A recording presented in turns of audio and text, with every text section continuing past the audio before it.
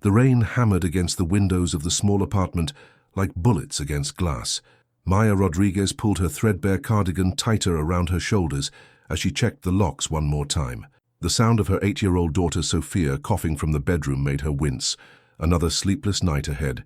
Another day she'd have to miss work. The knock came at 11:47 p.m. 3 soft taps, barely audible above the storm that had been battering Cleveland's east side for hours.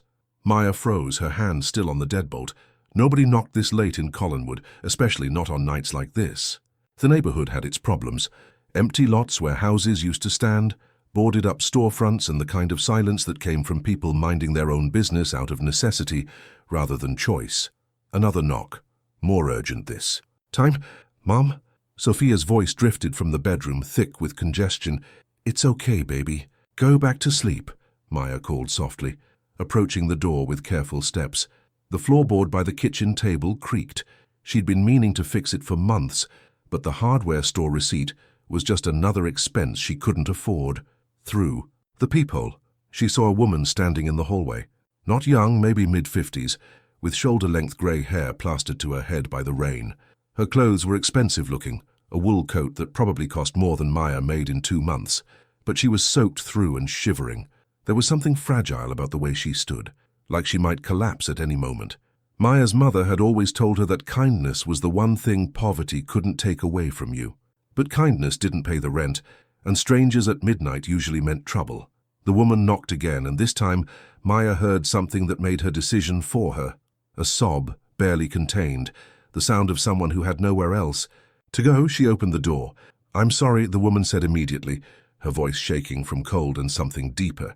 "I know it's late. I know I'm lost. My phone died, and I can't—" She gestured helplessly at the storm. "I just need to call someone, please." Up close, Maya could see the exhaustion in the woman's eyes, the kind that came from more than just one bad night. Her makeup had run, leaving dark smudges under her eyes, and there was a cut on her left hand that looked fresh. "Are you hurt?" Maya asked, stepping back instinctively to let the woman in. "Do you need me to call 911? "No. No police," the woman said quickly, then seemed to catch herself. No, I'm not hurt. Well, just this." She held up her cut hand. "I fell. Everything fell apart tonight." The apartment felt even smaller with a stranger in it. Maya was suddenly aware of the stack of overdue bills on the kitchen counter, the duct tape holding the couch cushion together, the smell of the beans and rice she'd made for dinner. Again. But the woman didn't seem to notice. She was looking around like she'd never seen a place quite like this. "I'm Eleanor," the woman said, extending her uninjured hand. "Eleanor Chase. Maya Rodriguez." She shook Eleanor's cold fingers. "Say get you a towel and maybe some tea, and we should clean that cut. You don't have to—" "When's the last time you ate?" Maya interrupted, noting the hollowness in Eleanor's cheeks that didn't come from missing one meal. Eleanor's laugh was bitter. "I honestly can't remember." Maya led her to the small kitchen table, the one Sophia had drawn on with crayons when she was 5. Maya had never had the heart to sand off the purple flowers. "Sit. I've got some soup left from dinner." As Maya heated the soup, she stole glances at her unexpected guest. Eleanor sat perfectly straight despite her obvious exhaustion, her hands folded in her lap like she'd been trained in posture since childhood. When Maya set the bowl in front of her, Eleanor's eyes filled with tears. "I can't remember the last time someone—" she started, then stopped. "Thank you." The soup was nothing special, Campbell's chicken noodle from a can, but Eleanor ate it like it was the finest cuisine. Maya cleaned and bandaged the cut on her hand, noting the absence of wedding ring tan lines, the expensive watch that had somehow survived whatever had led Eleanor to her door. "Do you want to talk about what happened?" Maya asked gently, settling into the chair across from her. Eleanor was quiet for so long that Maya thought she wouldn't answer. Outside, the storm was beginning to calm, the rain shifting from a torrent to a steady patter. "My husband died 6 months ago," Eleanor finally said. "Tonight I found out that everything I thought I knew about my life was a lie." Maya didn't push for details. She'd learned through her own share of hard nights that sometimes people just needed someone to sit with them in their pain. "You can stay tonight," Maya said. "The couch pulls out. It's not much, but it's dry." Eleanor looked up, and for a moment the careful composure cracked completely. "You don't even know me. I know you're someone who needs help. That's enough." as Maya made up the sofa bed with her best sheets, the ones she saved for when Sophia was sick and needed extra comfort. She couldn't shake the feeling that this night would change everything, not because she believed in fate or destiny, but because she recognized something in Eleanor's eyes that she'd seen in her own mirror during the darkest days after Sophia's father left. The look of someone who had lost everything and was trying to figure out how to build a life from the pieces that remained. "Maya!" Eleanor's voice was small in the darkness. "Why did you let me in?" Maya tucked the blanket around her guest's shoulders. "Because someone did the same for me once, and because my daughter's watching how I treat people. I want her to know that kindness matters even when it's hard, especially when it's hard." Maya woke to the smell of coffee.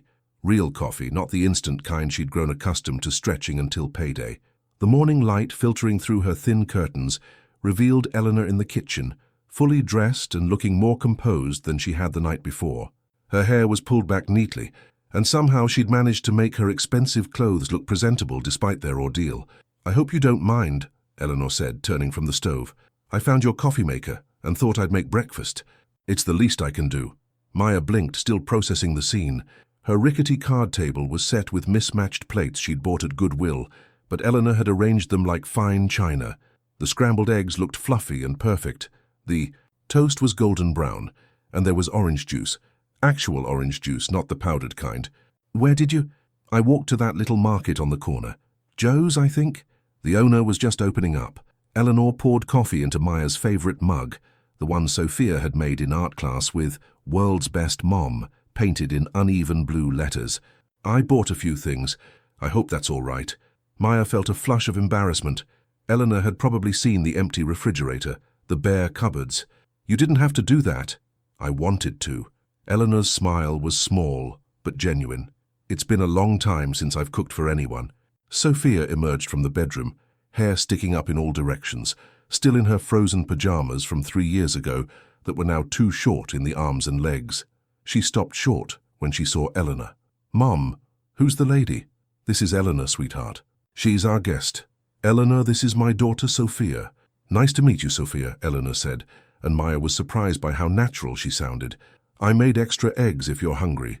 Sophia looked to Maya for permission, then climbed into her usual chair. "Are you rich?" she asked, with the blunt curiosity of 8-year-olds. "Sophia." Maya's cheeks burned, but Eleanor laughed, the first real laugh Maya had heard from her. "What makes you ask that? Your clothes are fancy, and you bought the good orange juice." "Mom says the good orange juice is for special occasions." Eleanor's expression softened. "I suppose I used to be. Now I'm not sure what I am." They ate in comfortable silence, Sophia chattering about school and her best friend Jessica, who had lost a tooth and got $5 whole from the tooth fairy. Maya watched Eleanor listen with genuine interest, asking questions about Sophia's teacher and her favorite subjects. "I have to get ready for work," Maya said finally, dreading the conversation. She worked 2 jobs, mornings at a nursing home and evenings cleaning offices downtown, and she couldn't afford to miss either. "You're welcome to stay as long as you need, but I should probably give you some bus fare too." "Where do you work?" Eleanor interrupted. "Sunset Manor. It's an assisted living facility, and then tonight I clean offices in the warehouse district." Eleanor was quiet for a moment. "Would you mind if I came with you? To the nursing home, I mean. I don't really have anywhere else to go, and I'd like to. I'd like to see what you do." Maya wasn't sure how to explain that bringing a guest to work wasn't exactly allowed, but something in Eleanor's tone stopped her from saying no immediately. "It's not glamorous," she warned. "Mostly it's feeding people, helping them to the bathroom, listening to the same stories over and over again." "That sounds perfect," Eleanor said, and Maya had the strange feeling that she meant it. 2 hours later, Maya was introducing Eleanor to Mrs. Patterson, a 93-year-old former teacher who hadn't spoken to anyone in months. Maya had tried everything, showing her pictures, playing music from the 1940s, even bringing in books to read aloud. Nothing had worked. She was a literature professor at Case Western, Maya explained as they stood outside Mrs. Patterson's room. "Her family says she used to recite poetry from memory. Now she just doesn't talk." Eleanor walked into the room like she'd been doing this for years. She sat down beside Mrs. Patterson's wheelchair and began speaking in a low, melodious voice. "She walks in beauty, like the night of cloudless climes and starry skies." Mrs. Patterson's head turned slowly toward Eleanor, And all that's best of dark and bright meet in her aspect and her eyes. By the third line, Mrs. Patterson was reciting along, her voice rusty but clear. Maya stood in the doorway, watching in amazement as Eleanor brought Mrs. Patterson back to herself, if only for a moment. "How did you know?" Maya asked later, as they walked through the halls together. "My mother loved Byron," Eleanor said simply. "She used to recite that poem when I couldn't sleep." Maya watched Eleanor throughout the morning, noting how she seemed to instinctively know what each resident needed. She helped Mr. Williams with his crossword puzzle, identifying obscure literary references Maya had never heard of. She listened to Mrs. Garcia's stories about her childhood in Puerto Rico, asking thoughtful questions in fluent Spanish. She sat quietly with Mr. Johnson during his dialysis treatment, simply holding his hand when the anxiety became too much. "You're good at this," Maya said during their lunch break.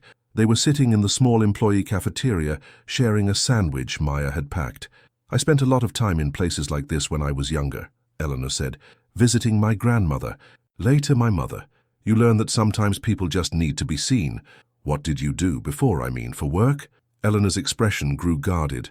I managed things, finances mostly. It's not important now." But Maya was beginning to suspect that nothing about Eleanor was as simple as it seemed. The way she moved through the nursing home with quiet authority, the way the staff unconsciously deferred to her despite her bedraggled appearance, the expensive watch that caught the light when she gestured, it all pointed to someone who was used to being in charge. "Eleanor," Maya said carefully, "what really happened last night? Why were you walking around Collinwood in a storm?" Eleanor was quiet for so long that Maya thought she wouldn't answer. When she finally spoke, her voice was barely above a whisper. "I found out my husband had been lying to me for 30 years, about everything. Our money, our properties, our entire life together.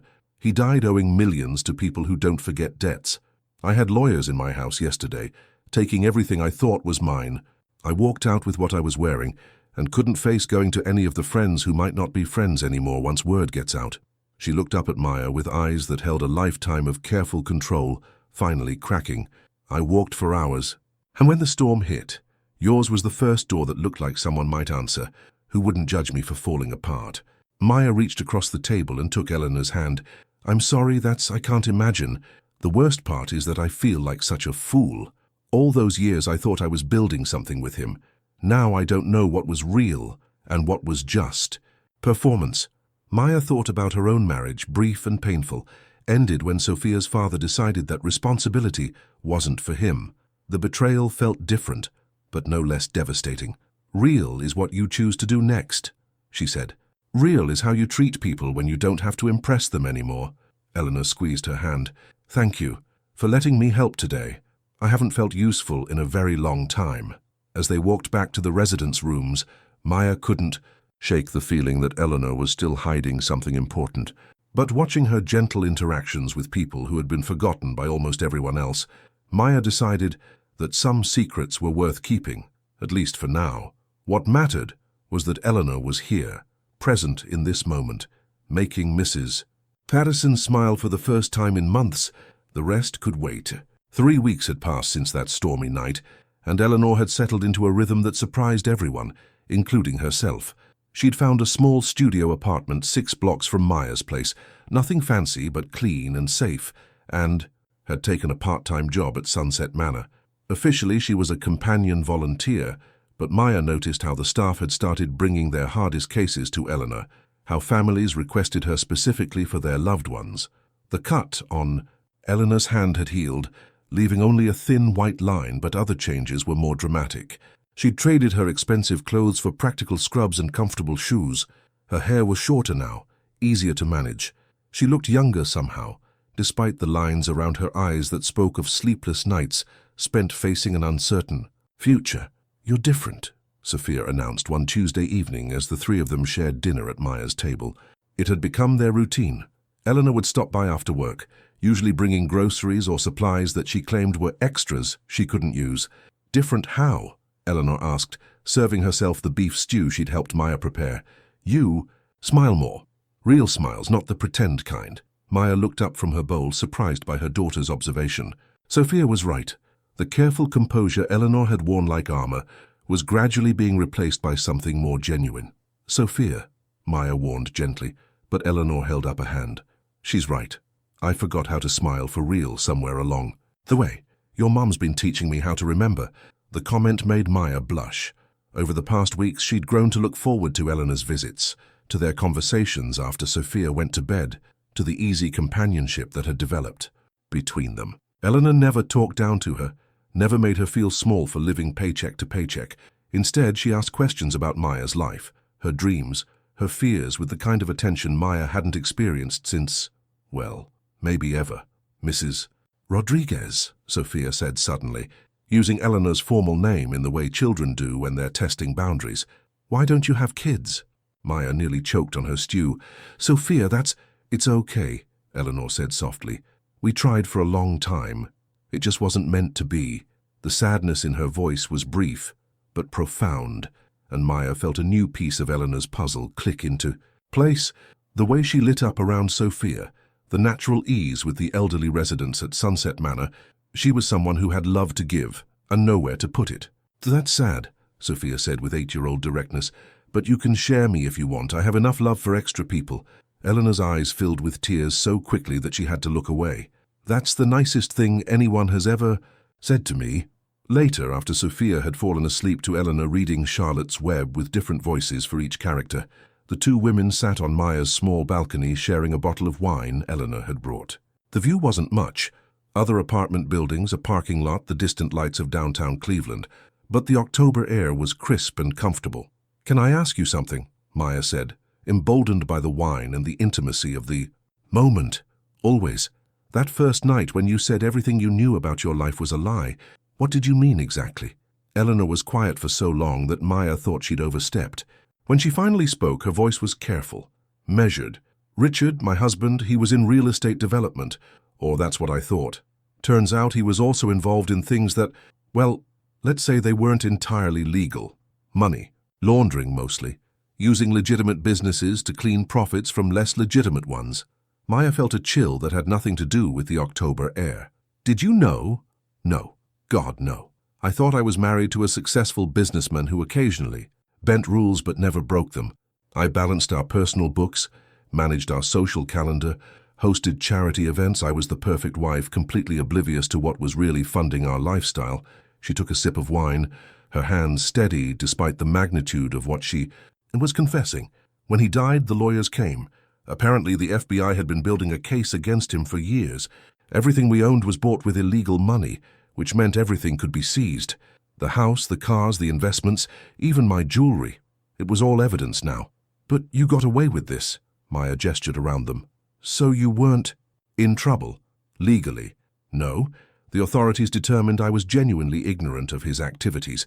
Socially, that's different. Our friends, our social circle, they've all distanced themselves. Whether they think I knew and lied about it, or whether they just don't want to be associated with the scandal, the result is the same.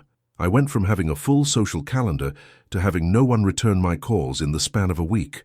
Maya tried to imagine it, waking up one day to discover your entire life was built on lies, losing not just your home and possessions, but your identity, your place in the world. I'm sorry, she said. I can't even imagine.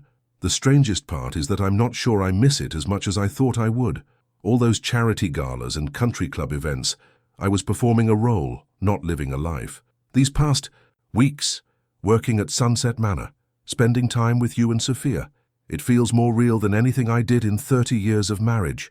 They sat in comfortable silence, watching the city lights twinkle in the distance. Maya found herself studying Eleanor's profile, noting the strength in her jawline, the way she held herself with dignity despite having lost everything. Eleanor, Maya said carefully, what's your last name? You said Eleanor Chase that first night, but Eleanor turned to look at her, and Maya saw something shift in her expression, a decision being made. Chase was my maiden name. I went back to it after Richard died. My married name was Whitmore, Eleanor Whitmore. The name hit Maya like a physical blow. Even someone who didn't follow high society news knew the Whitmore name in Cleveland. Whitmore Development had built half the downtown skyline, owned properties throughout the city, funded hospitals and schools and arts programs. Eleanor's husband hadn't just been involved in real estate, he'd been one of the most powerful men in Ohio. Oh my God, Maya breathed. You were I was the wife of Richard Whitmore, yes. Now I'm Eleanor Chase, companion volunteer at a nursing home, who's grateful to have a friend who makes the best coffee in Cleveland and raises the most wonderful daughter I've ever met. Maya stared at her, trying to reconcile this information with the woman who'd been washing dishes in her kitchen, reading bedtime stories to Sophia, helping elderly residents with patience and grace. Why didn't you tell me? Because this, Eleanor gestured between them, is the first genuine friendship I've had in decades. I didn't want you to treat me differently. I didn't want you to see dollar signs or social climbing opportunities. I wanted you to see me. Maya felt a confusing mix of emotions: betrayal at being lied to, understanding of why Eleanor had hidden the truth, and something else she couldn't quite name. The night you came to my door, Maya said slowly. You weren't just lost in the storm, you were running from your old life. Yes, and I found something I didn't know I was looking for. What's that?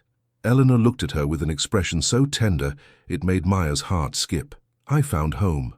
The letter came on a Thursday morning in November, delivered by a courier in an expensive suit who looked completely out of place in Maya's neighborhood. Eleanor was at Sunset Manor and Sophia was at school, so Maya signed for the thick envelope, addressed to Eleanor Chase, C.O. Maya Rodriguez, and set it on the kitchen table, trying to ignore the way her hands shook. She'd been dreading this moment for weeks, ever since Eleanor had told her the truth about her identity. Maya had done her own research, staying up late Googling Richard Whitmore and Eleanor Whitmore, learning about a world so far removed from her own experience it might as well have been another planet. The charity galas, where single tables cost more than Maya's yearly salary, the sprawling estate in Shaker Heights with its own tennis court and guest house, the photographs of Eleanor at various events, always perfectly dressed, always smiling. That careful smile Sophia had noticed was fake. Now, looking at the law firm's letterhead, Brennan, Walsh and Associates, one of Cleveland's most prestigious firms, Maya knew that Eleanor's old life was reaching out to reclaim her. Eleanor arrived that evening with Chinese takeout and a bottle of wine, chatting about Mrs. Patterson's breakthrough day. She'd remembered her daughter's name for the first time in 6 months, and Mr. Williams's successful crossword completion. She stopped talking when she saw the envelope. When did this come? She asked, her voice carefully controlled. This morning. Eleanor picked up the envelope, but didn't open it immediately. Instead, she sat down heavily in her usual chair, the one she'd claimed without anyone officially assigning it to her. Mom, what's wrong? Sophia asked, looking between the two women with the intuitive worry of a child who'd learned early to read adult moods. Nothing's wrong, sweetheart, Eleanor said, her voice gentle despite the tension Maya could see in her shoulders. Just some boring grown-up paperwork. But Maya knew it wasn't boring, and from the way Eleanor was staring at the envelope like it might explode, she suspected it wasn't routine paperwork either. After dinner, after Sophia had finished her homework and settled in front of the TV to watch her evening cartoons, Eleanor finally opened the letter. Maya tried to give her privacy, busying herself with dishes, but she could hear Eleanor's sharp intake of breath, could see her hands trembling as she read. What is it? Maya asked finally. Eleanor looked up, her face pale. The FBI finished their investigation. They're releasing some of the assets they seized. Apparently they've determined that several properties were purchased with legitimate funds before Richard's illegal activities began. She handed Maya the letter, which was full of legal language Maya only partially understood. But the key information was clear. Eleanor was being offered the return of several properties, including a downtown office building, 2 apartment complexes, and a small shopping center. The estimated value was in the tens of millions. Eleanor, Maya breathed, you're rich again. Apparently. Eleanor's voice was hollow. They want me to come in next week to sign papers and discuss management of the properties. Maya felt something cold settle in her stomach. That's wonderful. You can get your life back. Can I? Eleanor looked at her with an expression Maya couldn't quite read. Which life? The one where I float through charity events making small talk with people who only care about my bank account? Or the one where I actually matter to someone? The question hung between them like a bridge Maya wasn't sure she was brave enough to cross. You matter to us, she said quietly. Do I? Or do I matter because I'm convenient? Because I help with groceries and babysitting and provide free labor at your nursing home? The accusation stung because Maya could hear her own fears reflected in it. How many times over the past weeks had she wondered what Eleanor really wanted from their friendship? How many times had she felt grateful for the help with bills, the extra food, the small luxuries that made their life easier. That's not fair, Maya said, her own voice rising. You know that's not how I see you. Do I? Because from where I'm sitting, it looks like you're thinking about what this means for our arrangement. Arrangement? Maya stood up abruptly, anger flaring. Is that what you think this is? Some kind of transaction, isn't it? Eleanor's composure was cracking, her careful control giving way to something rawer. I provide financial assistance and companionship. You provide a place to belong and a ready-made family to care about. Everyone gets what they need. You think I'm using you? I think you're scared that I might leave and you're trying to figure out how to make sure I don't. The words hit harder than Maya expected because they contained a grain of truth she didn't want to acknowledge. She was scared. Scared of losing the stability Eleanor had brought to their lives, scared of going back to counting every penny and working 2 jobs just to scrape by. But more than that, she was scared of losing Eleanor herself, the woman who made Sophia laugh, who listened to Maya's dreams without judgment, who had become the anchor of their small family. You're right, Maya said quietly. I am scared. But not for the reasons you think. Eleanor looked up, surprised by the admission. I'm scared because I've fallen in love with you, Maya continued, the words tumbling out before she could stop them. Not with your money, or what you can provide, but with you. The woman who reads bedtime stories in different voices, who remembers that Mrs. Garcia likes her coffee with extra sugar, who notices when I'm tired and takes over without being asked. I'm scared because I know that money changes everything, and I don't want to lose who you've become with us. Eleanor stared at her, and Maya saw tears forming in her eyes. You love me? Yes. And Sophia loves you. We love you as Eleanor Chase, companion volunteer, who lives in a studio apartment and shops at Joe's Corner Market. I don't know how to love Eleanor Whitmore, property owner and socialite. What if they're the same person? Are they? Eleanor was quiet for a long moment, considering the question. When she spoke, her voice was steady. Richard used to say that money didn't change people, it just revealed who they really were. I think he was wrong about that, like he was wrong about most things. Money doesn't reveal character. It buries it under layers of expectation and performance and fear of losing. What you have. She stood up and moved to the window, looking out at the neighborhood that had become her world. These past months, living simply, working at the nursing home, being part of your family, it's shown me who I am when I'm not trying to be anyone else. I like that person. I don't want to lose her either. So what are you going to do? Eleanor turned back to Maya, and her expression was clearer than it had been all evening. I'm going to accept the properties, but I'm not going back to my old life. I'm going to use the resources to build something better. What do you mean? The apartment complexes. I'm going to convert them to affordable housing for families like yours. The office building can house social services, maybe a community health clinic. The shopping center can provide space for local businesses at below-market rent. Maya stared at her, hardly believing what she was hearing. Eleanor, you'd give up millions of dollars? I'd invest millions of dollars in something that matters, in a community that welcomed me when I had nothing, in a future where Sophia and kids like her have opportunities their parents never had. Eleanor moved closer, taking Maya's hands in hers. But only if you'll help me. I don't know how to do this alone. I need someone who understands what it's really like to struggle, who can help me make sure the programs actually serve the people who need them. Maya felt tears on her cheeks, though she couldn't remember starting to cry. You want me to help you give away a fortune? I want you to help me build something meaningful with resources that were stolen from communities like this one in the day. First place, I want to do work that matters with the person I love. The person you love? Eleanor smiled, the real smile that Sophia had noticed, the one that lit up her entire face. Yes, I love you too, Maya Rodriguez. I love your strength and your kindness, and the way you raised a daughter who offers to share her love with strangers. I love the life we've built together, and I want to keep building it, just with better health insurance and a college fund for Sophia. Maya laughed despite her tears. You want to be a philanthropist. I want to be your partner in everything. As if summoned by the weight of the moment, Sophia appeared in the doorway, studying them with 8-year-old intensity. Are you guys getting married? She asked with characteristic directness. Maya and Eleanor looked at each other and burst out laughing. We're working on it, Eleanor said, kneeling down to Sophia's level. How would you feel about that? Sophia considered this seriously. Would you still read bedtime stories every night and make pancakes on Sundays with chocolate chips and help Mum when she's tired? Always. Sophia nodded decisively. Okay then, but I get to be the flower girl. 6 months later, Maya stood in the community center that had once been part of Eleanor's reclaimed shopping center, watching her wife, still a surreal thought, cut the ribbon on the new family health clinic. Sophia, proud in her flower girl dress from their small ceremony the month before, held one end of the ribbon, while Dr. Martinez, who would be running the clinic, held the other. The afternoon was warm for May, and the crowd that had gathered included residents from throughout the neighborhood, staff from Sunset Manor, and even Mrs. Patterson, who had insisted on attending despite her wheelchair. She'd been one of Eleanor's first success stories at the nursing home, and her family credited Eleanor with giving them back their mother's voice.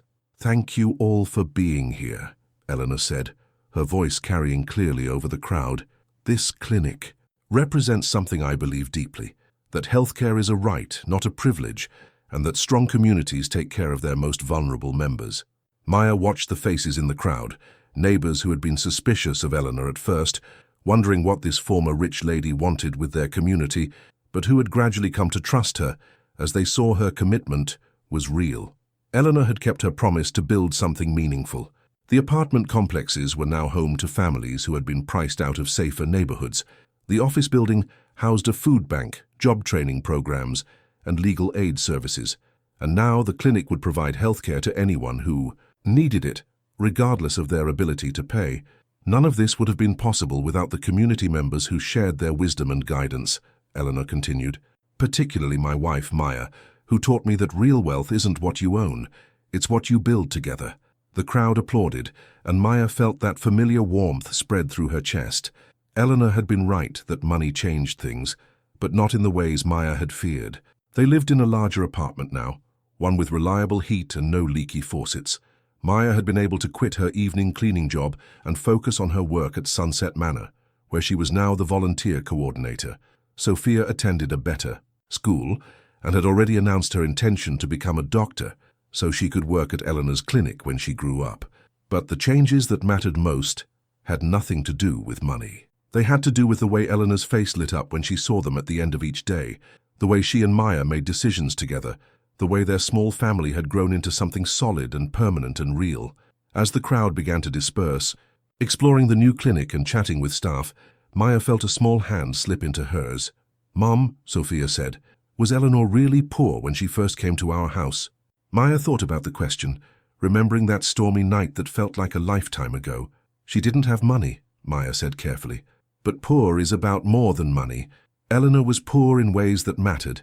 She didn't have people who really knew her, or work that fulfilled her, or a place where she truly belonged. But she's rich now."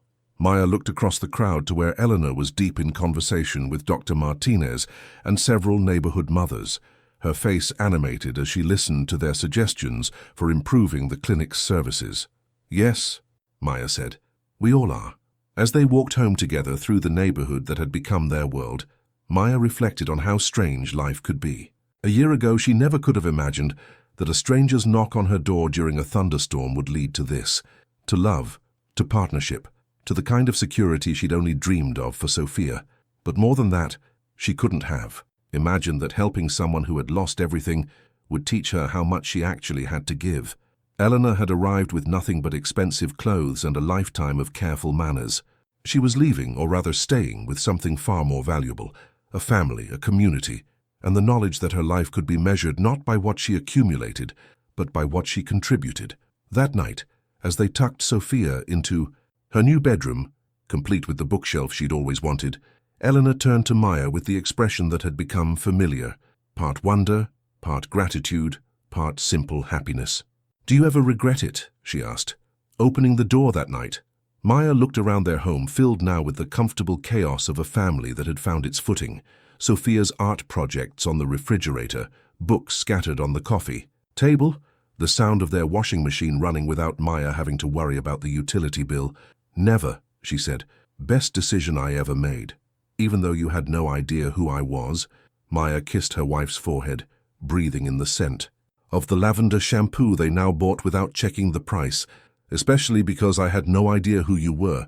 If I had known, I might have been too intimidated to see who you really were underneath all of that. And who am I really? "You're Eleanor Chase Rodriguez," Maya said, using the name Eleanor had chosen when they married. You're the woman who makes pancakes on Sunday mornings, who knows exactly how Mrs. Patterson likes her tea, who cries during Pixar movies and pretends it's allergies. You're Sophia's bonus mom and my partner in everything. You're home. Outside, the neighborhood settled into its evening rhythms, the sound of families sharing dinner, children playing before bedtime, the comfortable noise of people living their lives. Inside, three people who had found each other against all odds prepared for another day of building the life they'd chosen together. The storm that had brought Eleanor to Maya's door was long past, but its gifts remained. The knowledge that kindness creates its own abundance, that love multiplies when it's shared, and that sometimes the most important decisions are made not with your head, but with your heart wide open to the possibility that a stranger might turn out to be exactly what you didn't know you were looking for. And in a studio apartment 6 blocks away, now used as a community space for tutoring and after-school programs, Eleanor's first lease agreement still hung on the wall, a reminder that some journeys begin with losing everything you thought you wanted, only to discover everything you actually needed was waiting behind a door you had the courage to knock on.